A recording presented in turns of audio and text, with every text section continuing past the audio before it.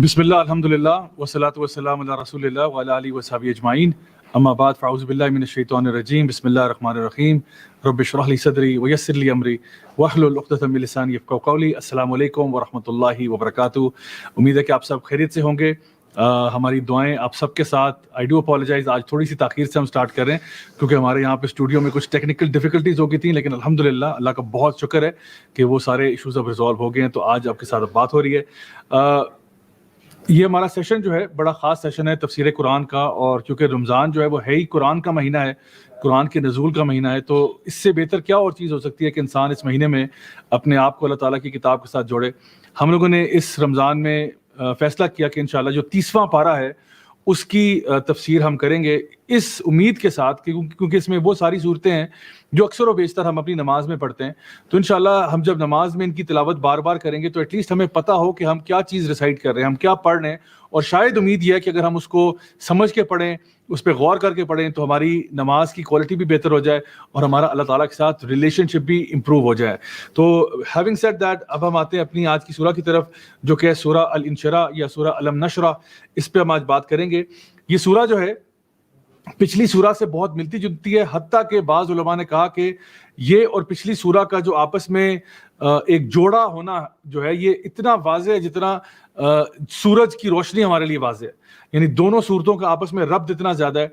उसकी एक वजह शायद ये भी है कि दोनों सूरतों में जो मुखातिब कलाम है वो नबी करीम सल्लल्लाहु अलैहि वसल्लम है बिलखुसूस, यानी सबसे पहले जिनसे खिताब किया जा रहा है वो नबी करीम सल्लल्लाहु अलैहि वसल्लम है, और फिर उसके बाद बाकी हमारी उम्मत के लिए भी ऑब्वियसली ये बात है। ये मक्की सूरह है जो पहले 3 साल जो हैं जो मक्का के थे उनमें किसी टाइम पर नाजिल हुई। सूरह अद-दुहा के फ़ौरन बाद इसका जो है नुज़ूल बताया जाता है। और जिस तरह के पिछली सूरह में भी नबी करीम सल्लल्लाहु अलैहि वसल्लम को मुखातिब किया गया, इस सूरह में भी ऐसे ही चीज़ आपको नज़र आती है। जैसा कि पिछली सूरह में कहा गया था, मिसाल के तौर पे यहाँ पे है ना, अलम नशरा लका सदरक, अलम नशरा लका सदरक। और पिछली सूरह में भी हमने देखा था कि अल्लाह सुब्हानहू तआला ने नबी करीम सल्लल्लाहु अलैहि वसल्लम को डायरेक्टली मुखातिब किया था। तो ये दोनों चीज़ें जो हैं हमें इसमें नज़र आता है कि दोनों का मुखातिब कलाम जो है वो नबी करीम सल्लल्लाहु अलैहि वसल्लम है, और फिर बाद में हमारे सबके लिए भी इब्न मसूद जो है रज़ियल्लाहु अन्हु, वो इन दोनों सूरतों को अक्सर औक़ात जब नमाज में तिलावत करते थे तो एक साथ ही करते थे, और बीच में बिस्मिल्लाह भी नहीं पढ़ते थे दूसरी सूरह यानी अलम नशरा स्टार्ट करने से पहले। इतना उनको आपस में उसके जोड़ नज़र आता था। और इसी तरह से इब्न अब्बास जो हैं रज़ियल्लाहु अन्हुमा वो कहा करते थे कि ये सूरह जो है ये पिछली सूरह की एक कंटिन्यूएशन है, यानी जहाँ से पिछली सूरह ख़त्म हो रही है वहीं से बिल्कुल ये सूरह ऐसा लगता है कि ये इसका आगाज़ हो रहा है। हैं तो सिर्फ इसमें 8 आयतें हैं, लेकिन इनका माने जो है वो बहुत ज़्यादा डीप हैं अगर हम उस पर गौर व फिक्र करें इंशाल्लाह। तो आगाज़ करते हैं जी पहली आयत से, अलम नशरह लका सदरक, कि अल्लाह सुब्हानहू तआला सवाल पूछते हैं कि क्या हमने आपका सीना खोल नहीं दिया, उसको हमने एक्सपैंड नहीं कर दिया। अलम नशरह लका सदरक, जिस तरह पिछली सूरह में हमने देखा था कि अल्लाह सुब्हानहू तआला ने कहा था कि अलम यजिद का यतीमन, यानी अल्लाह सुब्हानहू तआला ने उसमें भी एक सवाल के एतबार से पूछा था कि ये मामला क्या आपके साथ पहले हुआ नहीं, इसी उम्मीद के साथ कि हमें ये बात समझ में आ जाए कि वाकई में अल्लाह ताला ने अगर हमें पहले इस भी तो निकाल सकता है। यहाँ पर भी इस आया में जहाँ पे कहा जा रहा है कि अलम नशरह लका सदरक, अब ये पता करना है कि आखिर ये अलम नशरह ये क्या है। पूरा दोबारा से शुरू करें, अभी हम लाइव हैं।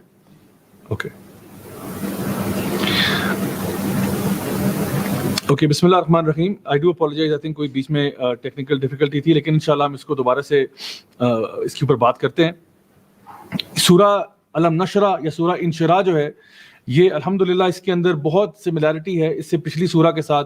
पिछली सूरह और इसमें एक तो ये बात कि दोनों के अंदर जो खिताब किया जा रहा है प्राइमरीली वो नबी करीम सल्लल्लाहु अलैहि वसल्लम के साथ है, और उसके बाद हम सब के लिए इसके अंदर बहुत सारे लेसन्स हैं। ये सूरह जो है ये मक्का के जो पहले 3 साल हैं उनमें नाजिल हुई, सूरह दुहा के फ़ौरन बाद, और इसमें बहुत सारी ऐसी चीज़ें हैं जो मैं ये बताती हैं कि अगर हमारी लाइफ में कोई डिफ़िकल्टी है या प्रॉब्लम है उसको हमने कैसे डील करना है। तो पिछली सूरह में भी मैंने आपको ये कहा था कि वो एक तरह से अगर इंसान डिप्रेशन से या एंग्जाइटी से गुजर रहा है तो वो सूरह उसके लिए बहुत इफेक्टिव है। ये सूरह भी बिल्कुल उसी थीम के ऊपर आगे चल रही है और इसकी ऑलमोस्ट कंटिन्यूएशन है। जैसा कि ابن مسعود جو ہیں رضی اللہ عنہ وہ نماز کے اندر یہ دونوں صورتیں جب پڑھتے تھے تو بغیر بیچ میں بسم اللہ پڑھے ہوئے دونوں کو جوڑ کے پڑھ دیتے تھے، اتنا ان کے بیچ میں ربط ان کو نظر آتا تھا. اسی طرح سے ابن عباس رضی اللہ عنہما جو ہیں جب وہ ان کی تلاوت کرتے تھے تو وہ کہتے تھے کہ یہ سورہ ہے الم نشرح یہ پچھلی سورہ کی کنٹینیویشن ہے. سو یہ سارے اوپینینز جو ہیں یہ آپ کو ہمارے جو ارلیسٹ مفسرین ہیں ان میں بھی ملتے ہیں. اچھا، پہلی سورہ کی جب ہم بات کرتے ہیں، پہلی آیا کی، اللہ سبحانہ تعالیٰ ارشاد فرماتے ہیں الم نشرح لک صدرک، کہ کیا ہم نے آپ کا سینہ کھول نہیں دیا. الم نشرح لک صدرک، اب یہ ایک سوالیہ نشان ہے، یعنی ایک سوال کیا جا رہا ہے، جیسے کہ پچھلی سورہ میں کہا گیا تھا الم یجدک یتیما فآویٰ، کیا ہم نے آپ کو یتیم جب پایا تھا تو ہم نے آپ کا خیال نہیں رکھا، آپ کو شیلٹر نہیں کیا. بالکل اسی طرح سے یہاں پر بھی سوال کے انداز میں پوچھا جا رہا ہے کہ کیا ہم نے آپ کا سینہ کھول نہیں دیا. اس کا مطلب کیا ہوا کہ یقیناً ہم نے آپ کا سینہ کھول دیا. یعنی یہ ایک سوال ہوتا ہے نا، ایک سٹائل ہوتا ہے بات کرنے کا. یعنی فار ایگزامپل اگر ایک باپ جو ہے وہ بیٹے سے کہتا ہے کہ کیا میں نے تمہارے لیے تمہاری مدد نہیں کی تھی جب تم گر گئے تھے، تمہیں چوٹ لگی تھی. اس کا مطلب کیا ہے کہ ہاں واقعی میں نے تمہاری مدد کی تھی، آف کورس تمہاری مدد کی تھی، بھاگ دوڑ کے میں نے تمہاری مدد کی تھی، سب سے پہلے تمہاری مدد کی. یہ سارے مفہوم اور معنی جو ہیں اس سوال کے اندر چھپے ہوئے ہیں کہ کیا میں نے تمہاری مدد نہیں کی تھی جب تم بیٹا پھسل گئے تھے، تمہیں چوٹ آئی تھی، کیا میں وہاں موجود نہیں تھا؟ جواب کیا ہے؟ آف کورس آپ موجود تھے، آف کورس آپ نے کیا. تو یہ ایک پازیٹیو رپلائی ہے جو کہ دیا جا رہا ہے. تو اسی طرح سے جب نبی کریم صلی اللہ علیہ وسلم سے یہ کہا جا رہا ہے کہ کیا ہم نے آپ کا سینہ کھول نہیں دیا، تو یقیناً سینہ کھولا. اب اس کا مطلب کیا ہے، اس پہ بات کرتے ہیں. تو یہ جو شرح صدر ہے اس کا مطلب یہ ہے کہ یعنی لٹرلی تو مطلب ہے کہ چیسٹ کو ایکسپینڈ کر دیا گیا. تو ایک معنی یہ ہے کہ آپ کو کمپلیٹ انڈرسٹینڈنگ عطا فرمائی گئی، نبی کریم صلی اللہ علیہ وسلم کو کمپلیٹ انڈرسٹینڈنگ عطا فرمائی گئی دین کے اعتبار سے. نبی کریم صلی اللہ علیہ وسلم صرف دین ہمارے تک پہنچایا ہی نہیں بلکہ پوری طریقے سے ان کو سمجھ میں بھی آیا. یعنی ایک وہ شخص ہوتا ہے جو کہ آپ کو ڈکٹیشن کرا رہا ہوتا ہے، ٹھیک ہے، ایک بندہ آپ کو ڈکٹیشن کرا رہا ہے، آپ ڈکٹیشن لے رہے ہیں، ٹھیک ہے. ایک ہوتا ہے جو ڈکٹیشن نہیں کرا رہا بلکہ پراپر سمجھا رہا ہے اور پھر آپ وہ چیز آگے کمیونیکیٹ کر رہے ہیں. نبی کریم صلی اللہ علیہ وسلم کو صرف ڈکٹیشن نہیں کرائی جا رہی تھی، آپ کو پراپر طریقے سے سمجھایا جا رہا تھا، حتیٰ کہ آپ کا جو شرح صدر ہے وہ آپ کو نصیب ہوا کہ آپ کو دین، عقیدہ، دنیا کس طرح چل رہی ہے، یہ سارے معاملات جو ہیں وہ نبی کریم صلی اللہ علیہ وسلم کی سمجھ میں آ رہے تھے. جس طرح کہ پچھلی سورہ میں ذکر کیا گیا وَوَجَدَكَ ضَالًّا فَهَدَىٰ، کہ آپ کو ڈھونڈتا ہوا پایا، آپ تلاش میں تھے اور ہم نے آپ کو ہدایت کا راستہ دکھا دیا. تو نبی کریم صلی اللہ علیہ وسلم کو نا پوری بات سمجھ میں آ گئی، اسی لیے وہ پھر بات انہوں نے آگے امت تک بھی پہنچائی. اور یہی بات سورہ الانعام سورہ نمبر 6 کی آیت نمبر 125 میں اللہ سبحانہ تعالیٰ ارشاد فرماتے ہیں کہ جس کو اللہ تعالیٰ ہدایت دینا چاہتا ہے اس کے بارے میں فرمایا کہ یشرح صدرہ للاسلام، اللہ تعالیٰ اس کا سینہ اسلام کے لیے کھول دیتا ہے. اللہ اکبر، یہ بڑا امپورٹنٹ پوائنٹ ہے اور بڑی خوش قسمتی ہے ان لوگوں کے لیے جن کے لیے اسلام کے معاملے میں ان کا سینہ کھل جائے. یہاں پہ اسلام کہا، ایمان نہیں کہا. دیکھیں ایمان اور اسلام میں فرق ہے. ایمان کیا ہے؟ آپ کہتے ہو اللہ ایک ہے، وحدہ لا شریک ہے، میں مانتا ہوں اللہ ایک ہے، میں مانتا ہوں کہ نبی کریم صلی اللہ علیہ وسلم اللہ کے رسول ہیں، میں مانتا ہوں کہ فرشتے بھی ہوتے ہیں، میں مانتا ہوں کہ آخرت کا دن بھی ہوتا ہے، ٹھیک ہے، یہ میں مانتا ہوں، اس میں مجھے شرح صدر ہو گیا کہ میں اللہ کو مانتا ہوں. لیکن اسلام پر شرح صدر ہونا کیا مطلب ہوا؟ اس کا مطلب یہ ہوا کہ آپ اسلام کے احکامات کو بھی مان جاتے ہیں، یعنی اللہ کو بھی مان رہے ہیں، اللہ کی بھی مان رہے ہیں، اور اس میں آپ کو کوئی دقت نہیں ہو رہی ہے، اس میں کوئی تکلیف آپ کو نہیں ہو رہی ہے. یعنی دیکھیں کئی لوگ ایسے ہوتے ہیں جو ماشاءاللہ دین پر چل رہے ہیں. مثال کے طور پہ ایک لڑکی ہے، وہ حجاب کرتی ہے، وہ حجاب کرتی ہے کیونکہ اس کو پتہ ہے اللہ کا حکم ہے، لیکن اس کو جو ہے نا شرح صدر نصیب نہیں ہوا. ابھی وہ حجاب تو کرتی ہے لیکن اس کو لگتا ہے کہ ٹھیک ہے اللہ کا حکم ہے میں کرتی ہوں، لیکن مجھے نا ابھی تک مطلب سمجھ نہیں آیا کہ آخر حجاب کیوں، لڑکیوں پہ کیوں اور لڑکوں پہ کیوں نہیں. یا ایک بندہ ہے وہ مثال کے طور پہ ربا میں ڈیل نہیں کرتا، وہ انٹرسٹ نہیں لیتا کیونکہ اس کو پتا ہے کہ اللہ تعالیٰ نے سورہ بقرہ میں کہا ہے کہ جو بھی ربا لے گا وہ اللہ اور رسول سے جنگ کر رہا ہے، تو وہ نہیں کرتا. لیکن اس کو یہ بات سمجھ میں ابھی تک نہیں آئی ہے کہ آخر ربا کیوں نہیں میں کر سکتا، تو وہ نہیں کر رہا کیونکہ اللہ کا حکم ہے. لیکن ابھی تک اس کو شرح صدر نصیب نہیں ہوا کہ وہ کہے کہ الحمدللہ میرا دل بالکل مطمئن ہے اللہ تعالیٰ کے احکامات پر، میرا دل بالکل ریلیکسڈ ہے کہ الحمدللہ ثم الحمدللہ جو حکم اللہ کا ہے نا وہ سب سے بیسٹ ہے. یہ ہوتا ہے جب انسان کو شرح صدر نصیب ہوتا ہے، اس کا دل کھل جاتا ہے، وہ ریلیکسڈ ہو جاتا ہے. یعنی جب آپ سانس لیتے ہیں ریلیکس ہوتا ہے انسان کا چیسٹ واقعی ایکسپینڈ کرتا ہے. لمبا سا سانس اندر لیتے ہیں نا آپ تو آپ ریلیکس کرتے ہیں نا, تو جب انسان کو شرح صدر ہوتا ہے نا تو وہ سمجھیں کہ ایک ڈیپ بریدنگ کی طرح آپ نے سانس لے کے ریلیز کیا, آپ نے کہا بس اب میں ریلیکسڈ ہوں, الحمدللہ میں اسلام کے معاملے میں ریلیکسڈ ہوں. اللہ سبحانہ تعالیٰ فرما رہے ہیں نبی کریم صلی اللہ علیہ وسلم کو سب سے پہلے, الم نشرح لک صدرک, کیا ہم نے آپ کا سینہ کھول نہیں دیا, آپ کو دین سمجھا نہیں دیا, آپ کے ذہن میں جو بھی چیزیں ٹینگل تھی کہ یہ امت کہاں جا رہی ہے, لوگ کہاں جا رہے ہیں, یہ معاشرے کی بربادی کدھر جا رہی ہے, جو ایک فلسفی بھی سوچتا ہے نا, کوئی بندہ فلاسفر ہے, میں نے کل ذکر کیا تھا فلاسفر میں اور پروفٹ میں کیا فرق ہے. فلاسفر جو ہے وہ اپنی منطق اور لاجک اور ریشنالٹی اور یعنی اس کے اندر چلتا جاتا ہے, لیکن ہو سکتا ہے کہ وہ پھر بھی گمراہ ہو جائے کیونکہ اس کے پاس ڈیوائن نالج نہیں ہے. لیکن جب ڈیوائن نالج آ جاتا ہے نا بندے کے پاس, پھر اس کو تو کلیئر کٹ بات پتہ چل گئی ہے. تو اللہ سبحانہ تعالیٰ نے نہ صرف نبی کریم صلی اللہ علیہ وسلم تک دین کی بات پہنچائی بلکہ ان کو اس کی کمپلیٹ انڈرسٹینڈنگ بھی عطا فرمائی, حتیٰ کہ ان کا دل مطمئن ہو گیا. یا ایتھا النفس المطمئنہ ارجعی الی ربک راضیۃ مرضیہ فادخلی فی عبادی وادخلی جنتی, آلریڈی ہم پڑھ کے آئے. تو نفس مطمئنہ کیسے بنیں گے جب آپ اطمینان کی حالت میں الحمدللہ. اور اسی لیے میں آپ کو بتاؤں ایک بڑی خوبصورت ذکر, بڑی خوبصورت دعا نبی کریم صلی اللہ علیہ وسلم نے سکھائی کہ ہم کہتے ہیں کہ رضیت باللہ ربا وبالاسلام دینا وبمحمد صلی اللہ علیہ وسلم نبیا. میں راضی ہوں اللہ میرا رب ہے, میں راضی ہوں اسلام میرا دین ہے, میں راضی ہوں کہ نبی کریم صلی اللہ علیہ وسلم میرے نبی ہیں, میرے رول ماڈل ہیں. جو شخص دن میں یہ 3 دفعہ کہتا ہے, صبح کے ٹائم 3 دفعہ شام کے ٹائم, تو اللہ تعالیٰ یعنی حدیث میں آتا ہے اللہ تعالیٰ اس کو راضی کر دے گا. جس نے یہ کہا نا کہ میں اللہ سے راضی ہوں, اللہ اس کو راضی کر دے گا. جو اللہ سے راضی ہے, دل سے راضی ہے, اوپر سے نہیں کہ ہاں جی میں تو اللہ سے راضی ہوں, لیکن اندر سے آپ ہر وقت یعنی کرب کرتے رہتے ہیں, آپ وائن کرتے رہتے ہیں. ٹھیک ہے, انسان ہر وقت جو ہے نا ایک اریٹیشن کی سٹیٹ میں رہتا ہے, کہتے ہیں ہاں میں اللہ سے بہت راضی ہوں, لیکن ہے نہیں وہ. اللہ معاف کرے, مجھے ایک صاحب کا واقعہ پتہ چلا, ہماری مسجد میں آتے تھے, ان کا کوئی نقصان ہو گیا فائنینشیل. اب دیکھیں یہ میرا خیال ہے کم از کم نہیں تو 15-20 سال سے تو وہ مسجد میں نماز پڑھ رہے ہیں. اب ذرا غور سے سنیے گا بات, مسجد کے نمازی ہیں, 15-20 سال سے نماز پڑھ رہے ہیں. ان کا کیا ہوا, فائنینشیل لاس ہوا, ان کو بڑا برا لاس ہوا. ایک ان کا پہلے انہوں نے کوئی یہ گائے بھینسوں کو نا انہوں نے کئی فارم بنایا, اس میں وہ رکھا, وہ کسی نے ان کی جو ہے نا گائے بھینسوں کے ساتھ کوئی معاملہ کیا, کوئی ان کو انجیکشن وغیرہ لگا دیا, وہ مر گئی ساری. اس کے بعد انہوں نے ایگریکلچر میں انویسٹ کیا, کوئی پلاٹ لیا جہاں پہ انہوں نے کوئی کھیتی باڑی کا کام شروع کیا. وہ بھی کوئی ایسا ہوا اس سال بارشیں کم ہوئی یا کیا ہوا, فصل ان کی تباہ ہو گئی. پھر ان کا کوئی ایک پراپرٹی پہ انہوں نے کہیں پیسے ڈالے ہوئے تھے, وہ بھی لاس ہو گیا. تو ان کا وہ سال بڑا ٹف گزرا. یہ بندہ کون ہے, یہ 15-20 سال کا نمازی ہے, کنٹینیوسلی آ رہے ہیں, بڑے ماشاءاللہ بزرگ آدمی تھے. انہوں نے جا کے ہماری مسجد کے ساتھی کو کہا کہ اللہ سے وہ اتنے ناراض تھے, کہتے ہیں نعوذ باللہ ثم نعوذ باللہ, میں ڈرتا ہوں, کہتے ہیں انہوں نے کہا کہ اللہ کو میں ہی ملا تھا یہ کرنے کے لیے. یعنی ایک بندہ جو نماز پڑھتا ہے, ایک بندہ جو اللہ کی عبادت کرتا ہے, وہ اللہ کے بارے میں اتنا بدگمان ہوا ہے. کیوں اللہ تعالیٰ نے تھوڑا سا تمہیں رزق میں ٹیسٹ کر لیا, اتنی بدگمانی. تو شرح صدر کیا ہوتا ہے کہ جب انسان کہتا ہے کہ میں راضی ہوں اللہ سے, میری لائف میں کوئی ڈیفیکلٹی بھی آ رہی ہے نا, میں خدا کی قسم اللہ سے راضی ہوں, کیونکہ مجھے پتا ہے کہ اس ڈیفیکلٹی میں بھی میرے لیے خیر ہے. میری لائف میں ڈیفیکلٹی ہے لیکن مجھے پتا ہے کہ اس ڈیفیکلٹی میں بھی میرے لیے خیر ہے. کاش کہ میں آپ کو یہ سمجھا سکوں یہ چیز کیا ہوتا ہے, کاش میں آپ کو یہ فلسفہ سمجھا سکوں دین اسلام کا, کہ جب انسان اللہ سے راضی ہوتا ہے اس کا کیا مطلب ہوتا ہے. موسیٰ اور خضر علیہ السلام کا واقعہ آپ کو یاد ہوگا, سورۃ الکہف میں ہم پڑھتے ہیں.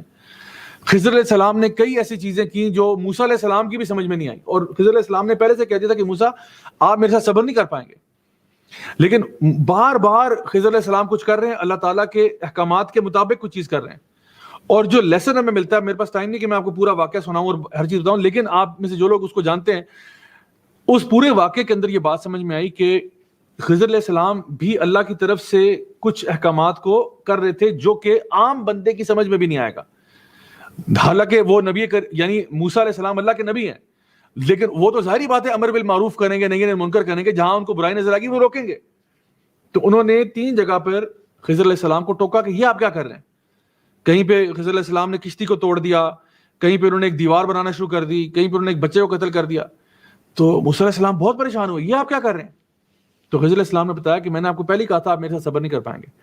یعنی اس کا مطلب یہ ہے کہ لائف میں کچھ ایسی چیزیں ہوں گی جو کہ آپ کو سمجھ میں نہیں آئیں گی, لیکن آپ نے اللہ کو ٹرسٹ کرنا ہے کیونکہ اس میں سے خیر نکلے گی. اور خضر علیہ السلام نے وہ خیر بتائی کہ کشتی اس لیے توڑی تھی کیونکہ ایک ظالم بندہ تھا بادشاہ یہاں کا, وہ ساری کشتیاں ہڑپ کر رہے تو ٹوٹی ہوئی کشتیاں جانے دیتے, اس لیے توڑی تھی. بچہ اس لیے قتل کیا تھا کیونکہ تمہیں کیا پتا تھا کہ یہ بچہ بڑا ہو کہ اس نے کتنا عذاب کرنا تھا اپنے پیرنٹس کے لیے اور کتنا فسادی بنتا یہ پورے معاشرے کے لیے. اور تیسرا وہ جو دیوار بنائی تھی وہ ایک یتیم بچوں کے باپ نے اس کے نیچے خزانہ دفن کیا ہوتا, اس لیے بنائی تھی تاکہ وہ جو لوگ ہیں بستی والے وہ ہڑپ نہ کر جائے سارا مال. تو وزڈم پتہ چل گیا. تو میں آپ سے کہہ رہا ہوں کہ لائف میں کچھ بھی ہو جائے نا, لو جی کرونا آ گیا, اب کیا کریں؟ ہاتھ پہ ہاتھ رکھ کے بیٹھ جائیں, سر اپنے بال نوچنا شروع کر دیں, کیا کریں؟ اللہ پر توکل کرو کہ اگر آ گیا تمہارے کنٹرول سے باہر ہے. میں آپ کو یہ بات بتاؤں, گارنٹیڈ بات ہے, گارنٹیڈ آپ کی لائف میں ایسی چیزیں لازماً ہوں گی جو آپ کو سمجھ میں نہیں آئیں گی. گارنٹیڈ آپ کی لائف میں ایسے اپس اینڈ ڈاؤنز آئیں گے جو آپ کی سمجھ میں نہیں آئیں گے. یقین کیجئے آپ اللہ تعالیٰ کے پلانز کو نہیں سمجھ سکتے, یہ بات سمجھ لو بس. آپ اللہ کے پلانز کو نہیں سمجھ سکتے. میں اور آپ, ہماری عقل اتنی نہیں ہے کہ ہم پوری کائنات کو سمیٹ لیں اس میں. ہماری عقل بہت محدود ہے. اللہ تعالیٰ العلیم ہے, الحکیم ہے. اللہ ہمیں ہماری ماں سے زیادہ چاہتا ہے. تو جو بھی معاملہ ہمارے ساتھ لائف میں ہوگا ہمیں سمجھ میں نہیں آئے گا, ہو سکتا ہے, لیکن جان لو کہ اس میں خیر ہے. جیسے ایک چھوٹا بچہ آگ کی طرف ہاتھ بڑھاتا ہے, ماں اس کے ہاتھ پہ تھپڑ مارتی ہے زور سے, نہیں کرو. اب یہ جو ماں نے تھپڑ مارا ہے, بچے کو تو سمجھ میں نہیں آیا کہ ماں نے کیوں مارا ہے, وہ تو سمجھ رہا ہے ماں نے بڑا ظلم کیا میرے ساتھ. لیکن کیا یہ واقعی حقیقت میں دیکھا جائے, فل پکچر میں دیکھا جائے تو کیا یہ ظلم ہوا ہے بچے کے ساتھ یا اس کو فیور کیا گیا ہے؟ یقیناً فیور کیا گیا. کیا اس کو ہاتھ پہ جب لگی ہے اس کو تکلیف ہوئی ہے؟ بالکل ہوئی ہے. کیا یہ پروسیس پینفل تھا؟ جی بالکل پینفل تھا. کیا بچہ اذیت سے گزرا؟ جی بالکل گزرا. لیکن کیا یہ تھپڑ اس کے فائدے کا تھا یا نقصان کا تھا؟ 100% فائدے کا تھا. سو ریممبر کہ زندگی میں خیر کا معاملہ یہ نہیں ہے کہ ہر خیر جو ہے نا وہ پین لیس ہوتی ہے. یہ فلسفہ سمجھ لیں, ہر خیر پین لیس نہیں ہوتی. بہت دفعہ زندگی کے سب سے اہم ترین سبق جو ہے نا وہ آپ کو پین سکھاتا ہے. آپ تکلیف سے سیکھتے ہیں. اگر آپ اس تکلیف سے نہ گزرتے آپ وہ سبق نہ سیکھتے. تو جب آپ کہتے ہیں کہ رضیت باللہ ربا, میں راضی ہوں اپنے اللہ سے جو میرا رب ہے, وبالاسلامی دینا, میں اسلام سے راضی ہوں, میرا دین ہے, اسلام میں جو بھی احکامات ہیں وہ مجھے سمجھ میں آئیں یا مجھے سمجھ میں نہ آئیں, میں راضی ہوں ان سارے احکامات سے. بچوں کو کہا جا رہا ہے وبالوالدین احسانا, ماں باپ سے احسان کرو. اب بچے کو سمجھ نہ آئے وہ اور بات ہے, کرنا اس نے پھر بھی ہے. نماز آپ کو سمجھ میں آئے یا نہ آئے آپ نے کرنی ہے. جو بھی احکامات ہیں دین کے, جو بھی احکامات, اگر آپ کو اللہ کی راہ میں نکلنا پڑتا ہے آپ کو نکلنا پڑے گا. دا پوائنٹ از, ہمیں یہ انڈرسٹینڈ کرنا ہے کہ اسلام جو ہے نا وہ میرا دین ہے, میرا وے آف لائف ہے, اور میں اسلام سے راضی ہوں, اور میں نبی کریم صلی اللہ علیہ وسلم سے بھی راضی ہوں, میرے نبی اور رسول ہیں. تو یہ وہ شرح صدر ہے جو ایک انسان کو ملتی ہے. دیکھو دو بندے کام کر رہے ہیں, ایک بندہ کر رہا ہے جو شرح صدر کے ساتھ کر رہا ہے, ایک بغیر شرح صدر کے کر رہا ہے. کام دونوں کر رہے ہیں. یہ بھی نماز پڑھ رہا ہے, یہ بھی پڑھ رہا ہے.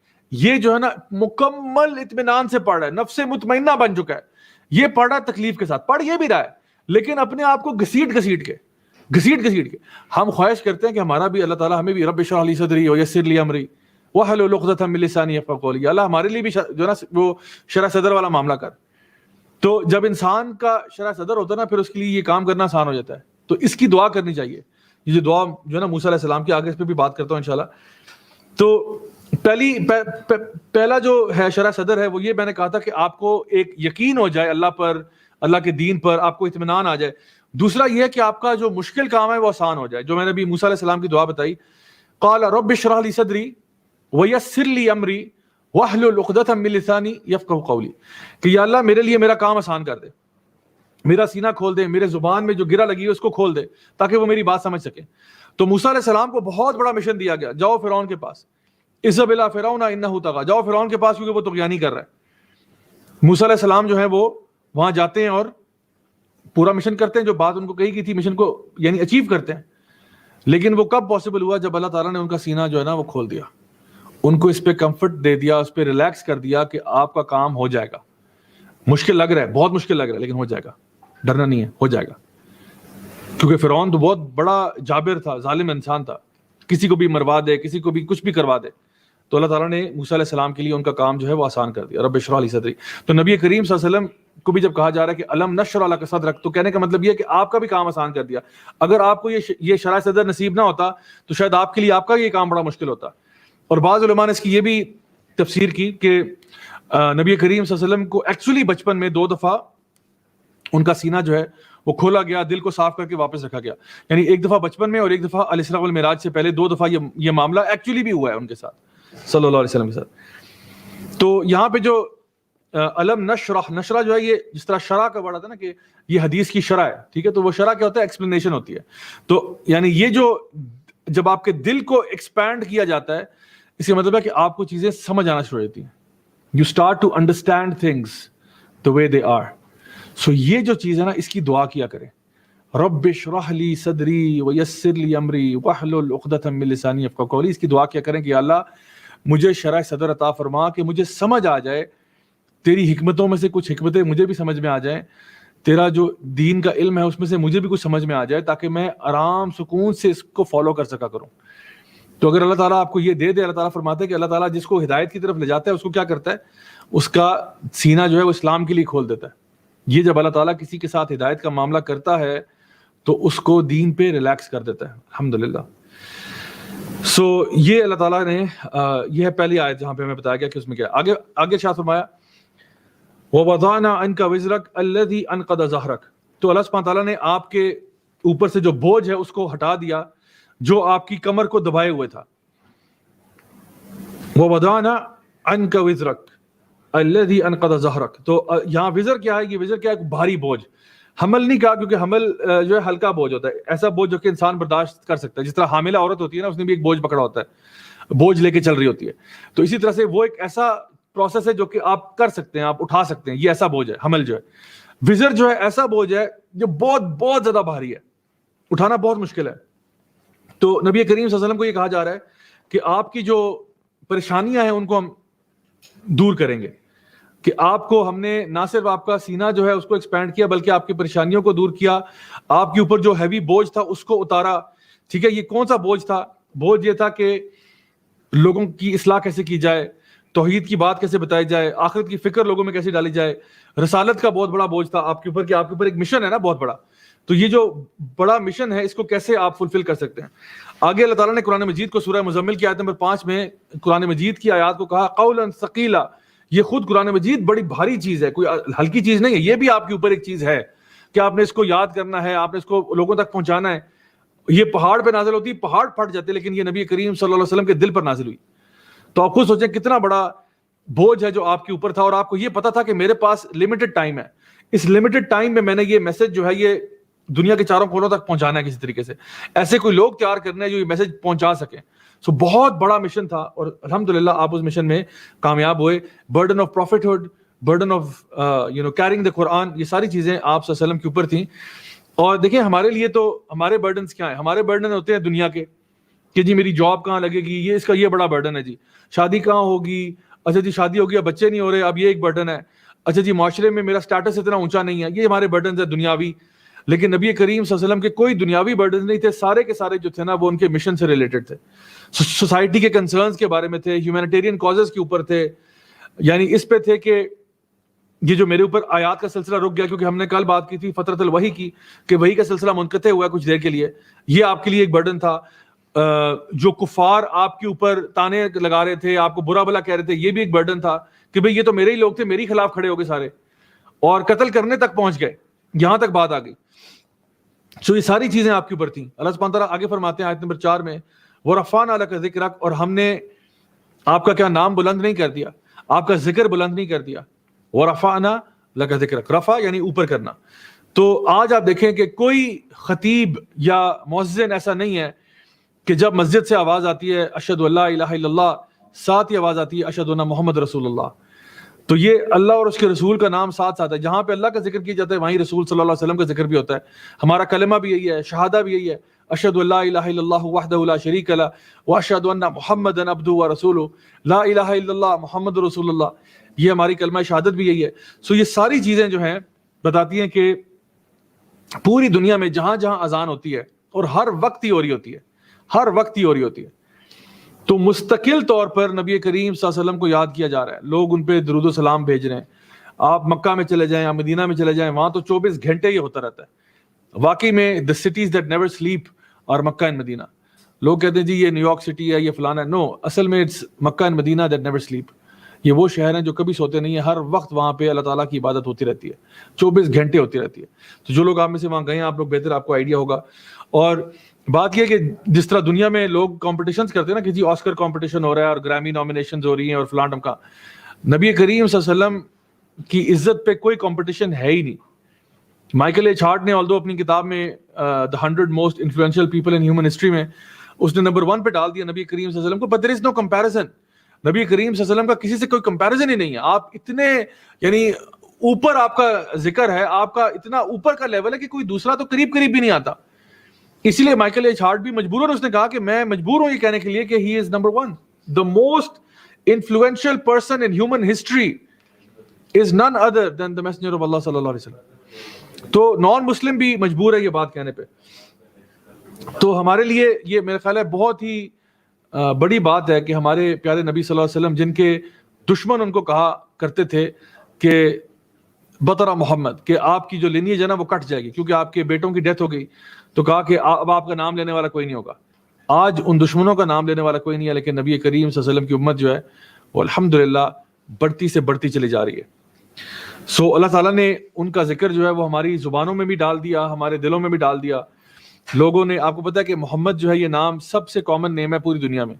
سب سے کامن نام جو پوری دنیا کا ہے وہ محمد ہے. لوگ آج بھی اپنے بچوں کا نام محمد رکھتے ہیں اس نسبت کے ساتھ کہ وہ نبی کریم صلی اللہ علیہ وسلم کی امتی ہیں. اور یہ ساری چیزیں جو ہیں اللہ تعالیٰ نے اپنے پیارے حبیب صلی اللہ علیہ وسلم کے لیے ایز اے فیور ان کو دی. اور اللہ تعالیٰ بتا رہے ہیں کہ ہم نے کیا آپ کے لیے ایسا نہیں کیا، کیا آپ کے لیے ایسا نہیں کیا، کیا آپ کا ذکر بلند نہیں کر دیا.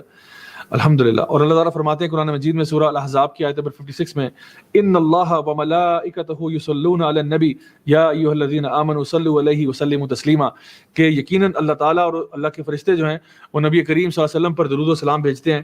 تو اے ایمان والو تم بھی نبی کریم صلی اللہ علیہ وسلم پر درود و سلام بھیجا کرو.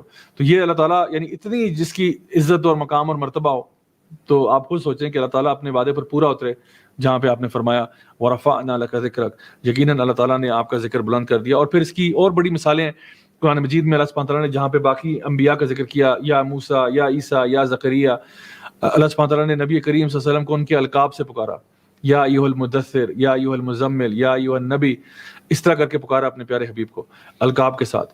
اور اگر کہیں محمد کا لفظ آئے بھی تو آگے لکھا محمد رسول اللہ، یعنی ساتھ ان کا ٹائٹل ضرور آیا کہ وہ رسول اللہ ہیں.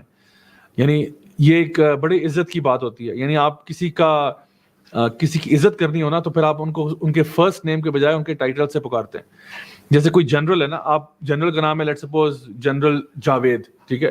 اب جنرل جاوید کو کوئی بندہ کہ جاوید یار بات سننا، تو جنرل صاحب کہیں گے بھائی یہ میری کیا عزت ہو رہی ہے، آپ مجھے جنرل صاحب کر کے پکارو یا جنرل جاوید کہہ کے پکارو، یہ کیا میرے فرسٹ نیم پہ بتا رہے ہو. یا کوئی ڈاکٹر ہے اس کو بھی آپ ایسے ہی احمد یا کچھ، یو شوڈ کال ہم ڈاکٹر احمد بیکاز وہ اس کا ٹائٹل ہے، وہ اس کی he has earned it, right.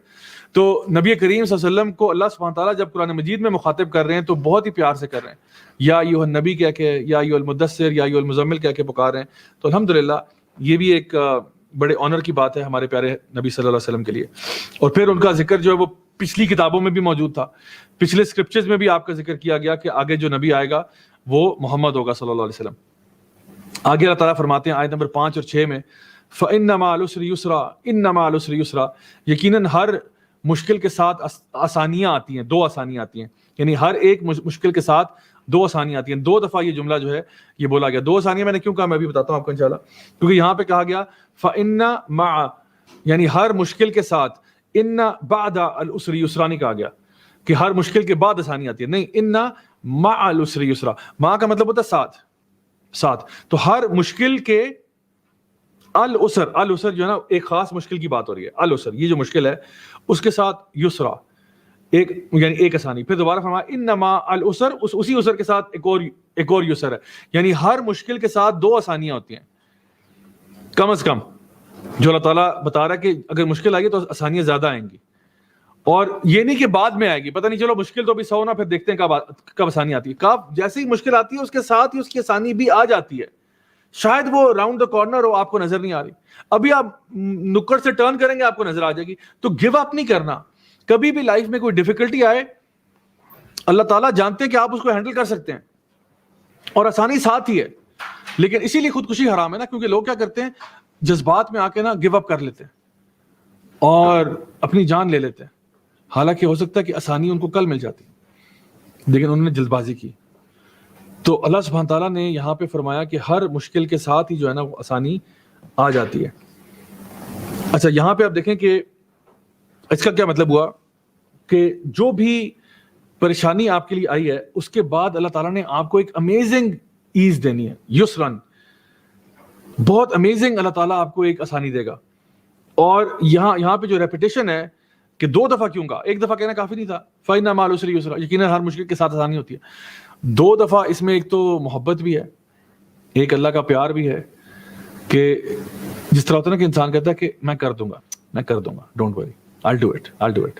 ٹھیک ہے، یعنی کہ ہر مشکل، یعنی ایک اس میں محبت اور پیار ہے کہ جہاں پہ اللہ سبحانہ تعالیٰ یہ بات ارشاد فرما رہے ہیں کہ یقیناً یہ ہو جائے گا. جس طرح ہم کسی کو موٹیویٹ کر رہے ہوتے ہیں نا، تو آپ کہتے ہیں کہ تم کر سکتے ہو، یقیناً تم کر سکتے ہو، کیوں نہیں کر سکتے؟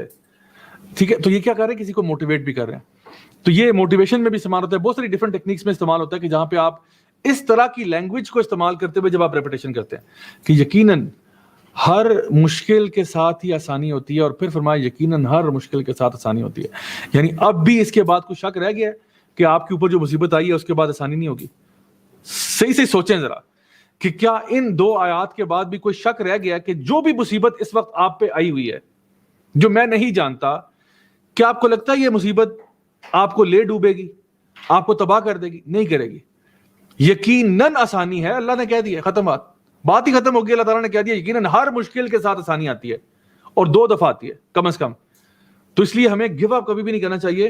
اور یہ بعض علماء نے بتایا کہ ہر مشکل کے ساتھ جو آسانی آتی ہے وہ ڈبل اس طرح بھی ہوتی ہے کہ ایک آسانی اس کی دنیا میں ہوتی ہے اور ایک اس کی آخرت میں ہوتی ہے. دنیا کی آسانی یہ ہوتی ہے کہ جو مشکل آئی ہوئی ہے یقیناً وہ ختم ہو جائے گی، ہمیشہ نہیں رہے گی وہ.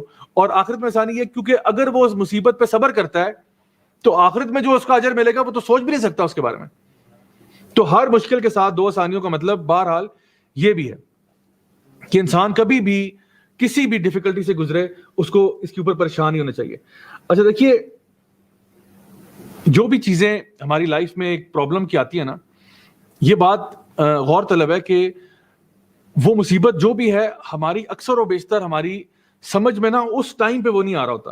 یعنی جو بندہ بھی مصیبت میں ہوتا ہے نا، اس کو اس ٹائم پہ نا اس کا لگتا ہے کہ جس کو ہم کہتے ہیں انگلش میں ٹنل ویژن ہو جاتا ہے، وہ نا ہر طرف سے بلاک ہو جاتا ہے. اس کو لگتا ہے کہ میرا کوئی سلوشن ہی نہیں ہے، میرا کوئی سلوشن ہی نہیں ہے. اس میں 2 باتیں بڑی اہم ہیں. ایک تو یہ کہ سلوشن ہے، آپ کو لگ رہا ہے اپنی کم ذہن کے ساتھ، اپنی کم علمی کی وجہ سے آپ کو لگ رہا ہے کہ سلوشن نہیں ہے، لیکن خدا کی قسم سلوشن ہے. سو ڈونٹ ٹیل می کہ میں ایسی مصیبت میں ہوں جہاں سے کوئی راستہ باہر نہیں ہے. یہ جھوٹ ہے. ہر مصیبت سے باہر راستہ ہے، اللہ نے کہہ دیا، اللہ کی بات حق اور سچ ہے.